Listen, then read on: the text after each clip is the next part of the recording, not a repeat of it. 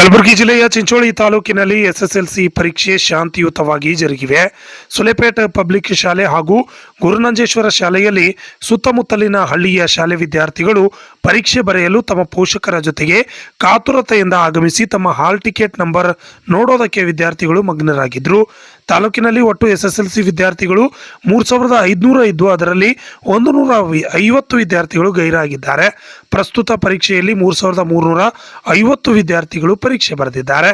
ತಾಲೂಕಿನ ಒಟ್ಟು 9 ಕೇಂದ್ರಗಳು ಇದ್ದು ಸುಲೆಪೇಟ್ 2 ಕೇಂದ್ರ, ಚಿಂಚೋಳಿ ಪಟ್ಟಣದಲ್ಲಿ 3 ಕೇಂದ್ರಗಳು, ಕೊಂಚಾರಾಮ್, ಚಂದನಕೇರ, ಚಿಮ್ಮನಚೋಡ, ಕೂಡ್ಲಿ ಕೇಂದ್ರಗಳು ಇದ್ದು ಹಾಗೆ ಪ್ರತಿ ಕೇಂದ್ರಕ್ಕೆ ಒಬ್ಬ ಮೊಬೈಲ್ ಸ್ವಾಧೀನ ಅಧಿಕಾರಿ ಹಾಗೂ ಒಬ್ಬ ಸ್ಥಾನಿಕ ಜಾಗೃತಿ ಅಧಿಕಾರಿ ಇರಿಸಲಾಗಿದೆ. ತಾಲೂಕಿನಲ್ಲಿ ಒಟ್ಟು 156 ಕೊಠಡಿಗಳು ಇದ್ದು ಪ್ರತಿ ಕೋಣೆಯಲ್ಲಿ ಸಿಸಿಟಿವಿ ಅಳವಡಿಸಲಾಗಿದೆ.